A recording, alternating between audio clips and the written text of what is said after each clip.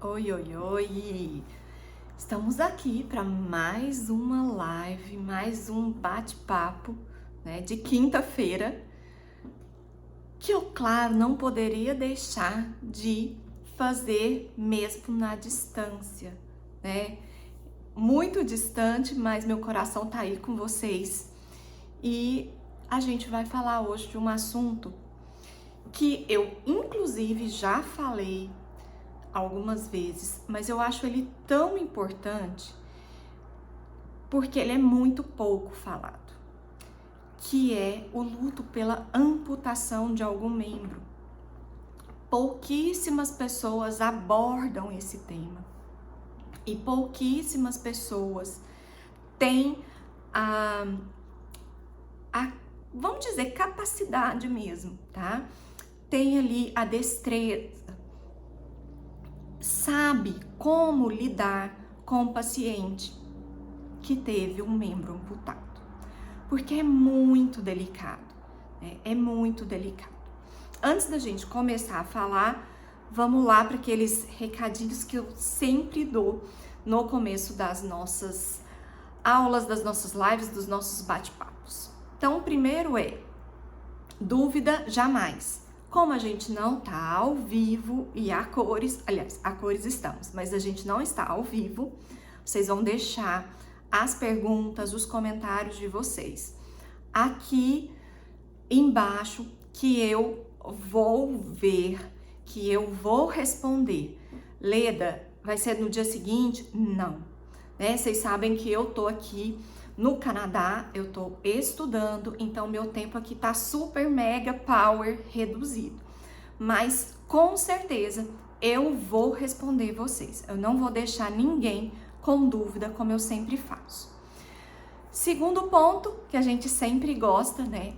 Como a gente não tem coração aqui para fazer a nossa taquicardia, nós vamos de joinha mesmo, tá? Então, gostou da live?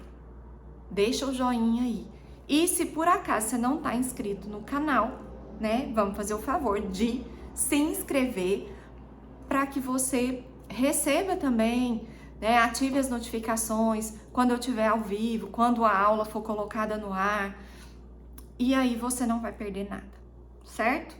E, como sempre também, esse assunto, gente, é muito importante, né? Tudo que a gente conversa de perdas, de luto, de morte, que seja a morte real ou a morte simbólica, ela é fundamental para que os profissionais possam atender com mais qualidade, com assertividade, com ética, os pacientes. Então, quanto mais pessoas souberem, melhor. Então, indica, copia o link, convida uma pessoa para assistir, né, um profissional para assistir esse nosso bate-papo, tá bom? E agora chega de papo e bora pro assunto que a gente veio falar, que a gente veio abordar. Então, quando a gente fala de amputação, a gente tá falando de um processo que pode ter acontecido por um acidente, pode ter acontecido por um processo cirúrgico que vem de algumas situações, né? Bom, o acidente que eu já falei, algumas doenças, especialmente problemas vasculares, né? Os problemas vasculares, geralmente os membros inferiores que são mais amputados, e acidentes, traumas, geralmente os membros superiores. E a gente tem também uma outra condição, uma outra doença que acarreta muita amputação e também, que a gente conversou na semana passada, a perda da visão, que é diabetes. Então, a gente precisa olhar para esse paciente, entender como aconteceu a amputação, e a gente já sabe, né, que pode vir dessas possibilidades, porque senão o paciente vai falar para você, foi complicação da diabetes, por exemplo, e você nem sonha que complicação da diabetes pode acontecer, a necessidade de uma amputação. Então, sim, a gente precisa entender de onde vem os processos, né? O gatilho que pode desencadear uma amputação.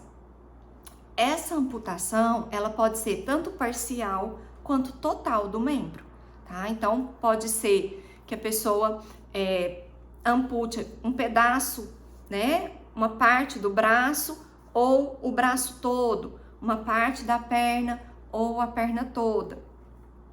E claro que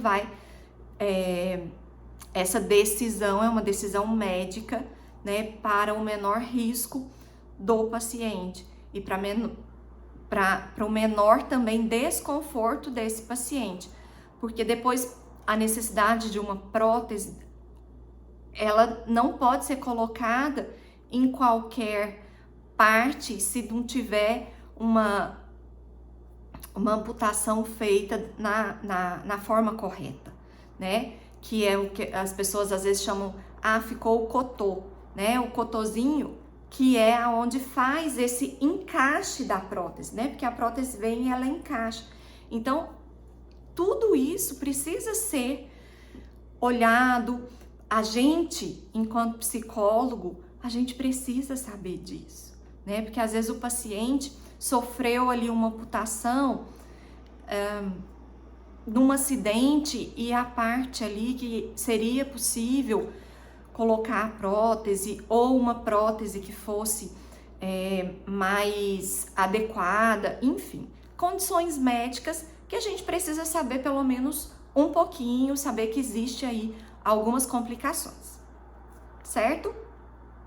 Gente, eu tô com vontade de espirrar e se eu espirrar eu não vou cortar. Eu falei pra vocês, né, no vídeo passado, que eu não ia editar, né?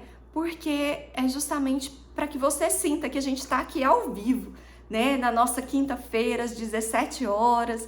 Então, eu devo ter ficado com o nariz vermelho, mas é porque eu tô com vontade de espirrar e eu acho que já passou. Bom, voltando pra aula, né? Brincadeiras à parte, descontração, porque é um assunto tão difícil, né? Um assunto tão pesado. Então, não tô fazendo brincadeira com o assunto, tá? É só pra gente dar uma respirada, relaxar e retomar com o tema. Bom, com certeza a gente já ouviu alguém, já leu sobre a questão do membro fantasma.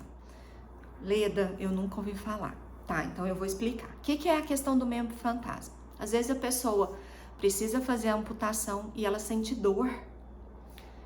Ela sente formigamento naquela parte que foi amputada. Como ela sente se não existe? Essa imagem da parte real, ela ainda está no córtex cerebral. Então tem essa sensação de que existe a dor, de que existe, né, esse formigamento, de que o membro tá ali. Então ele é chamado de membro fantasma. Então existe sim uma condição, né, que é neurológica e psicológica também, tá? Não só neurológica, mas psicológica, porque essa imagem fica ali na cabeça, né, no córtex cerebral e a pessoa acredita, né, tem essa sensação que o membro tá ali. Leda, por que eu preciso saber disso? Porque se a pessoa te contar que ela tá sentindo dor na perna que foi amputada, você vai achar que a pessoa tá louca. E não tá, não. Ela sente, tá? Ela sente mesmo. É uma condição muito comum entre pessoas amputadas, tá? Bom, quando a pessoa tem um membro amputado, ela muitas vezes o que morre não é só essa morte simbólica daquele membro. Morre sonhos, morre projetos, morre uma identidade, né? Aquele corpo perfeito não existe mais. Talvez o membro perdido era necessário para o trabalho. Eu quero fazer um teste, uma brincadeira aqui com vocês, claro, muito séria, porque muitas vezes a gente fala assim, a questão da empatia, né, de estar no lugar do outro, e existem pesquisas feitas em que a pessoa fica na condição, entre aspas, de uma pessoa cega, por exemplo, de uma pessoa de mendigos, né? Já teve uma pesquisa enorme da USP em relação a moradores de rua, mendigos, e foi de uma riqueza enorme. O pesquisador se colocou no lugar de mendigo, foi para a rua, se vestiu, e é uma pesquisa fantástica. Então nós vamos agora, né, imaginar que nós somos pesquisadores e que vamos nos colocar nessa condição de pessoas amputadas. Eu quero que você pegue o seu braço, um braço. Se você é destro, ou seja, se você escreve com a mão direita, coloca a sua mão direita presa aí, vamos dizer, na barriga, e só a outra movimenta.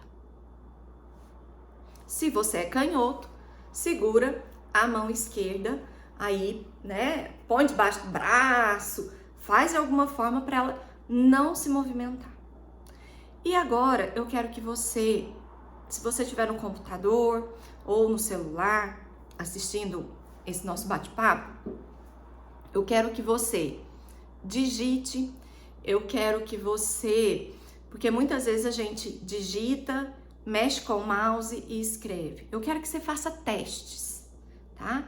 Testes de como é ter apenas um dos braços, uma das mãos. Testa aí. Vou te dar uns segundinhos. Quero que você pegue um papel e uma caneta, escreve seu nome. Penteie o cabelo. Quando você for escovar os dentes, faz esse teste. Você só tem uma das mãos. Coloca a pasta, escova os dentes, enxágua a boca, enxágua a escova. Tudo com uma única mão. Para que isso? Não é pra gente brincar com a situação de outra pessoa, mas é pra gente ter assim, muito de longe, mas muito, muito, muito de longe, a noção do quanto é difícil para essas pessoas que perdem membros, que precisam de uma amputação e que ainda escutam. Você tem que achar bom, você tem que dar graças a Deus que pelo menos você está vivo. Foi só uma mão, foi só uma perna, foi só um braço. Ou foram as pernas, não foi o corpo todo, você está vivo. Então é importante a gente olhar para esse lugar. É olhar, porque a gente se colocar nesse lugar, a gente não consegue se colocar tão verdadeiramente quanto e sentir tão verdadeiramente quanto a pessoa que realmente sofreu o processo de amputação, né? Ou mutilação, né? Num acidente ou amputação, enfim. Quero só que você faça esse teste, só pra gente sentir um pouquinho aqui dentro. Como é que lá de longe seria? Porque é diferente, né, gente? A gente sabe que é diferente de quando verdadeiramente é real e de quando a gente tá ali só fingindo, literalmente fingindo que tá acontecendo com a gente. E aí a gente talvez tenha um pouco da noção de como perder essa identidade, perder o sonho, perder um emprego, perder planos futuros. Quantos noivados, quantos namoros são desfeitos no momento de uma amputação? Eu não vou casar com um homem assim. Eu não quero uma mulher aleijada. E aí vem esse tipo de palavra, esse tipo pejorativo de lidar com o outro. E aí a identidade não é mais a minha namorada, mas é aquela mulher, aquela menina que ficou aleijada. Então, tudo isso é muito forte. Até eu falando aqui, eu fico arrepiada, né, de tentar imaginar o sofrimento de uma pessoa dessa. Porque a gente saber mesmo, confesso que eu não quero saber, né, em mim qual é. Bom, então a gente está aí diante de várias e várias perdas frente a uma amputação, a um processo aí de amputação. Então, essa parte emocional, essa parte psicológica, ela vai ser afetada fortemente. Existem pessoas que conseguem ter uma resiliência muito grande, né? E aí a gente volta a entender o conceito de resiliência, né? Porque às vezes a gente fala de resiliência, a gente fica meio que vagando aí, tentando imaginar resiliência. A resiliência, né? Esse termo vem da física, né? Que é o corpo que enverga e volta ao seu estado, vamos dizer, natural, né? Imagina um elástico, né? A gente estica, quando solta, ele volta ao seu estado natural. A gente vai com ele até quase arrebentar.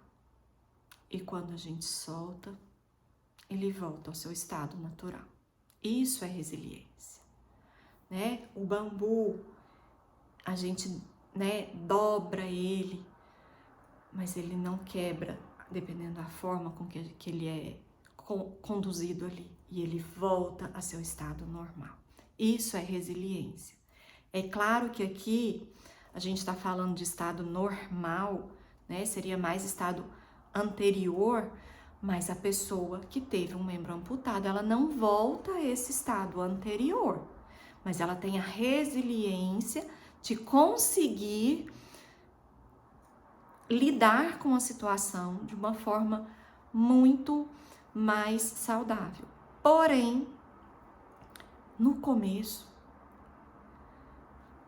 vai existir sim uma revolta, raiva, questionamentos, por que comigo? E várias outras perguntas, né? Por que que, muitas vezes eu já ouvi de paciente, por que que Deus não me levou em vez de só arrancar minha perna? Eu preferia ter morrido. Quantas pessoas falam isso? E você, diante de um paciente desse, você vai falar o quê? Né? Ah, não pensa assim, imagina, que é isso? Ah, eu sei o que você está sentindo. Mentira, não é isso que a gente vai falar. Mentira, porque a gente não sabe, né? Então a gente tem que acolher a dor. E pelo contrário, a gente falar assim, eu nem consigo imaginar o quão sofrido é, o quão dolorido, o quanto está difícil para você lidar com essa situação.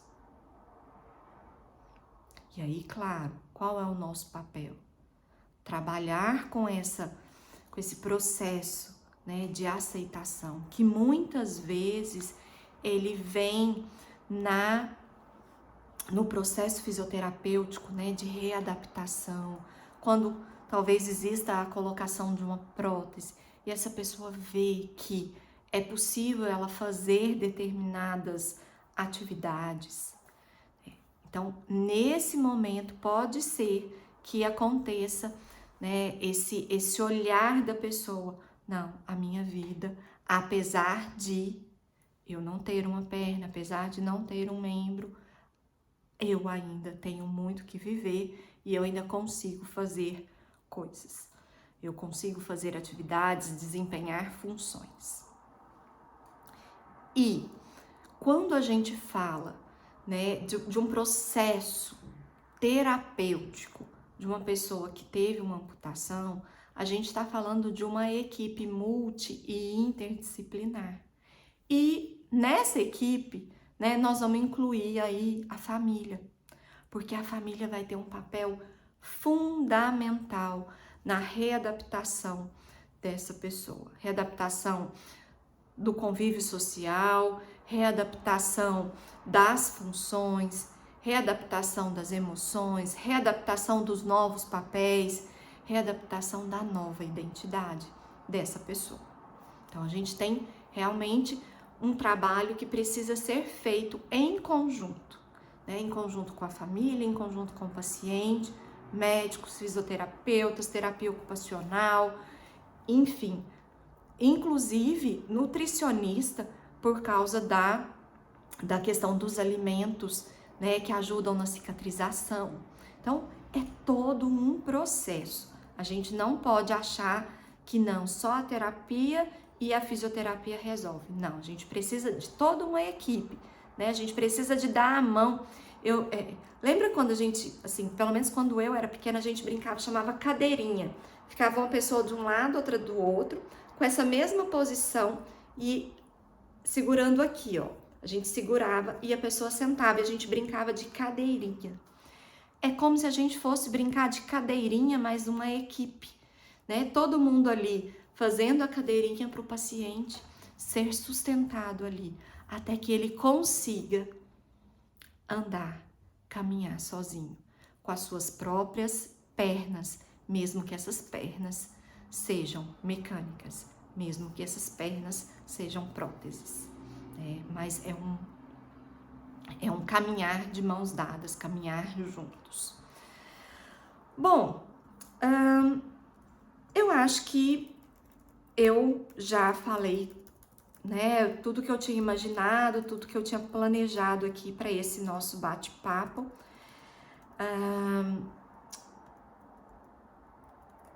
Né, as condições ali emocionais, todas muito semelhantes ao processo do luto, e aí, claro, com aquela individualidade de que cada pessoa tem, de que cada paciente tem e que vai dar conta ali de lidar com a sua dor, com o seu luto.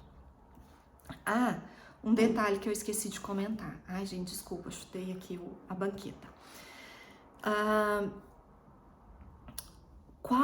Muitas vezes a gente não sabe, e o paciente às vezes não sabe, não é informado, qual é o destino dado a esse membro amputado.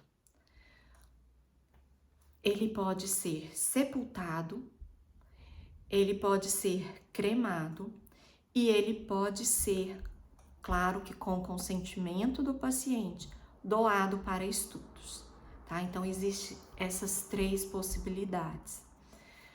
Então, o paciente precisa ser informado qual foi o destino dado ao membro, tá? Isso ajuda também no processo dele de elaboração, de vivência desse luto, tá bom?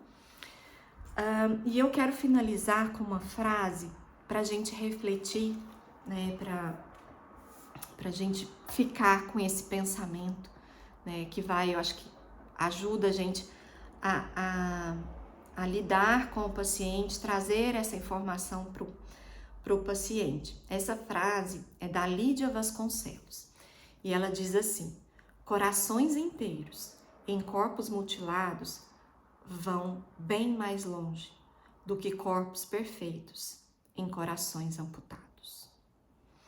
Então, com essa frase, né, que eu deixo aqui de reflexão para vocês, eu finalizo mais esse bate-papo de toda quinta às 17 horas.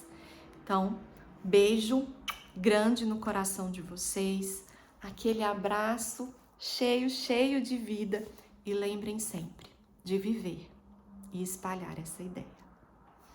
Até quinta que vem, hein?